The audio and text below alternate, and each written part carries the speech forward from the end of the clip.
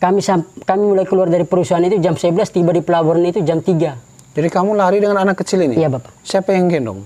Waktu dalam perjalanan mamanya yang gendong dia.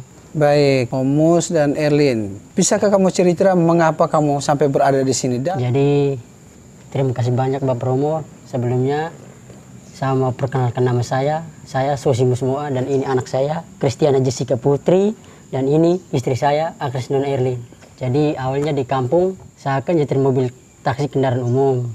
Lalu, saya dengar teman-teman ini cerita. Menyetir mobil angkot ya? Angkot. Ya, angkot. Berapa tahun tuh? Saya mulai nyetirnya itu tahun 2009. Oke, terus? Tahun 2009, jadi sementara nyetir mobil, saya dengar teman-teman ini cerita di sebuah perusahaan di Bangka, letaknya di Leparpongo. Leparpongo, Bangka. Jadi ini ada orang yang nawar kerja ketika dia masih berada di Maumere untuk bekerja di mana tadi? Di sebuah perusahaan di Leparpongo. Leparpongo ya, terus? Jadi mereka cari anggota, cerita di kampung bilangnya di sini di Leparpongo itu kerjanya bagus di sebuah perusahaan itu. Perusahaan sawit ya? Ya, perusahaan sawit Bapak. Iya. Jadi kami sampai di Leparpongo kerja kok kami punya gaji tidak sesuai dengan apa yang mereka katakan di kampung. Sabar, Leparpongo itu di Bangka Belitung ya? Iya, Bangka Belitung Bapak. Pulauan Bangka Belitung? Iya. Itu di kota atau memang satu pulau tersendiri? Satu pulau tersendiri Bapak. Perjalanan dari Flores itu dari Flores ke Jakarta? Iya, dari Flores, Makassar, Surabaya, Jakarta. Sampai di Jakarta kami naik speed ke Pangkal Balam, pelabuhan Pangkal Balam. Lalu kami naik trek ke perusahaan dulu, itu di pusatnya. Di pusatnya habis kami orang lempar lagi ke Leparpongo, naik speed penyeberangan. Apakah itu sesuai dengan perjanjian dulu waktu perjanjian kerja waktu masih pertama ya di Flores itu? Jadi di Flores mereka cerita tentangnya di sini di Leparpongo itu kerjanya bagus. Tapi sampai di Leparpongo kami kerja kok gaji tidak sesuai, kami semua karyawan itu dikasih borongan. Jadi kami kerja itu tidak sampai 1 bulan, kami kabur. Kami kabur itu malam Kamis. Malam Kamis kami kabur jam 11 malam, tiba di pelabuhan saya sudah lupa pelabuhan itu. Intinya kami mulai keluar dari perusahaan itu jam 11, tiba di pelabuhan itu jam 3. Jadi kamu lari dengan anak kecil ini? Iya Bapak. Siapa yang gendong? Waktu dalam perjalanan mamanya yang gendong dia. Saya koper sama tas. Jadi kami sampai di pelabuhan itu. Keluar jam 11 malam, tiba di pelabuhan jam 3 subuh. Jam 3 subuh. Jalan kaki. Oh, jalan kaki? Itu berarti dari hutan? Dari hutan Bapak. Ya, terus? Jadi sampai di pelabuhan itu kami naik speed ke Kota Sadai. Bagaimana sampai kamu bertemu Romo Martin? Itu cerita awal bagaimana itu? Ceritanya dari awal itu lewat informasi. Di sini ada di Paroki Gonzaga Sungai Lili ada membutuhkan karyawan. Lalu kami Sabar dulu. Jangan dulu ke situ. Maksudnya bagaimana kamu sampai berpikir bahwa harus nelpon Romo? Ketika kamu sudah di mana sehingga kamu menelpon Romo? Oh iya. Jadi kami dalam perjalanan itu informasi sama Bapak Romo Pankras. Lalu Bapak Romo Pankras bilang kalian harus tuju di sebuah keuskupan Pangkal Pinang. Sabar. Apakah memang Romo Pankras sudah tahu bahwa kamu ada di situ? Iya Bapak, sudah Bapak. Bagaimana awal mula komunikasi dengan Romo Martin? Kamu kenal Romo Martin lewat mana? Atau sebelum kamu bekerja di situ kamu sudah mengenal siapa nih? Sebelum di situ saya hubungi Bapak Romo Pankras. Jadi saya cerita tentang pekerjaan kami di sana. Terus selang beberapa hari Bapak Romo Pankras telepon. Katanya di Paroki Gonzaga Sungai Lilin ada perlu karyawan, ada butuh karyawan. Baik, tadi menarik sekali cerita bahwa mereka melarikan diri, boleh dikatakan begitu, dari jam 11 malam sudah berencana dengan anak kecilnya ini, dengan anaknya ini untuk keluar dari perusahaan itu karena melihat bahwa ini tidak sesuai dengan perjanjian awal. Bagaimana kamu sampai keluar dari situ? Cerita kamu keluar dari perusahaan itu sampai ke pelabuhan. Ya, jadi kami sampai di pelabuhan Kota Sadai, kami naik bis ke Pangkal Balam. Sampai di Bangka, kami hubungi Bapak Romo Martin. Kami sudah lewat dari Koba. Lalu kamu berusaha menghubungi salah satu paroki terdekat ya, salah satunya? Iya. Romo Martin. Bapak Romo Martin. Jadi kami ke Uskupan Pangkal Pinang. Itu letaknya di Severius Koba di Bangka. Jadi kami ketemu sama Bapak Romo Martin langsung kontak Bapak Romo di sini. Jadi kami dalam perjalanan kami itu kami nginap di paroki. Dari paroki Severius Koba ke Mentok. Kami di sana ketemu sama Bapak Romo Polce. Terima kasih banyak sekali Bapak Romo Polce. Habis itu kami ke Talang Batutu, di pastoran Talang Batutu kami ketemu Bapak Romo Ansel. Terima kasih juga untuk Bapak Romo Ansel. Kami dalam perjalanan tidak ada uang. Saya juga berpikir, kita ini dalam perjalanan tidak ada uang, nanti siapa yang bayar ke kita? Saya juga bingung. Tapi itu semua saya juga bersyukur.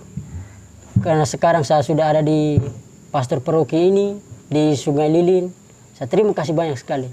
Romo Martin saat itu juga kelihatan juga ingin menahan kalian untuk di sana ya? Iya.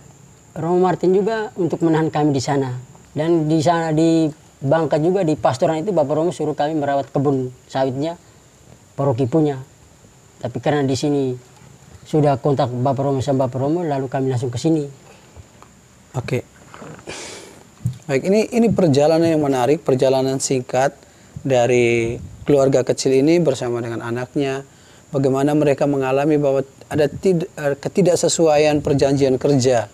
Ketika pertama mereka mendengar, lalu meninggalkan kampung halaman dengan perjalanan begitu panjang sampai ke kepulauan di Bangka Belitung, lalu mereka melarikan diri dan akhirnya bertemu sederetan para pastor yang menolong mereka. Dan bersamaan dengan itu kami di sini juga sedang mencari orang yang bisa nyopir. Tapi poin saya yang menarik adalah bahwa kisah perjalanan hidup dari Pak Mu sendiri yang menurut dia, nanti kita bisa dengar ya ceritanya. Dia ini katanya waktu masih di Flores itu tidak pernah masuk gereja. Tapi sekarang tiba-tiba dia harus berada di sini dengan segala situasi itu. Ini mungkin Tuhan mengantar dia ke tempat ini untuk kembali masuk ke dalam gereja. Nah, bagaimana Om Mus pengalaman ketika di sana Ya. berhubungan dengan gereja ya? Iya Bapak. Jadi saya jujur ya, kalau di kampung setiap minggu atau hari raya Paskah, Natal dan Tahun Baru saya tidak pernah masuk gereja. Tapi saya juga kaget di sini. Saya jadi kosternya Romo, misa setiap hari. Saya ingin bertobat. Saya senang sekali. Saya berubah semuanya. Di hari-hari ini kami sedang melatih beliau untuk menjadi koster dan sudah mengikuti saya ke beberapa tempat di stasi ini. Dia memang berpengalaman dalam sebagai driver, sangat bagus. Nah, perjalanan ke depan ini adalah perjalanan dia melatih menjadi seorang koster gereja. Bagi saya ini titik poin refleksi yang sangat menarik bahwa rencana Tuhan itu bisa di luar dugaan. Dia keluar dari kampung halaman ingin bekerja di perusahaan sawit. Dalam perjalanan waktu kemudian tertangkap di kuasi paroki Sungai Lilin bersama istri dan anaknya. Dan ke depan akan menjadi koster di tempat ini. Apa pesan Om Mus bagi teman-teman yang berada di kampung yang sebenarnya sudah ada pekerjaan? Om Mus dulu kan sudah ada pekerjaan di sana, ya, betul, sopir angkut bertahun-tahun. Ya. Nah, kemudian ada tawaran, lalu akhirnya pingin dengan tawaran itu. Ternyata tawaran itu tidak sesuai dengan perjanjian. Nah, apa pesan untuk mereka? Jadi begini teman-teman, khususnya di Maumere ya, dan di mana saja. Jadi kalau ada orang yang menawarkan untuk bekerja di perusahaan itu harus dengan teliti dan harus tanya-tanya baik-baik dulu. Jadi ini pesan untuk saya teman-teman di Maumere dan di mana saja. Saya ini sudah pengalaman buruk sekali di Bangka, di Leparpongo, itu pengalaman sangat buruk sekali. Saya sama istri dan anak ini saya.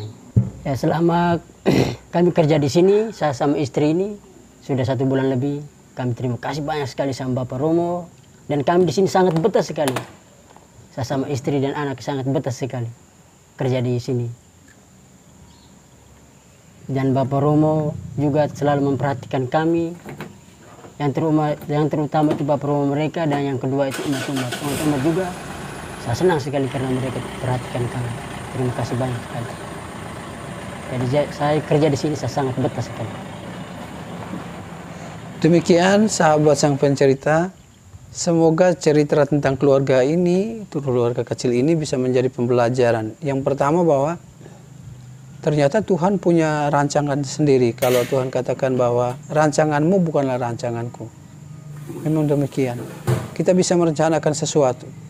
Tapi pembelajaran yang paling baik adalah ketika kita menangkap sesuatu, terutama janji-janji, kita perlu meneliti dengan sebaik-baiknya. Karena hidup ini tidak ditentukan oleh seberapa besar kita punya jabatan atau kekayaan, tapi seberapa besar kita setia dengan pekerjaan yang kecil-kecil. Mungkin perjalanan Omu sekeluarga menjadi koster di gereja ini menjadi bagian dari jalan atau rencana Tuhan untuk kehidupannya ke depan. Tuhan memberkati. Sampai jumpa, bilang semua. Amin. Sampai jumpa. Sampai jumpa semuanya. Jessica bilang sampai jumpa. Sampai jumpa semuanya, keluarga di Mamere dan di mana saja.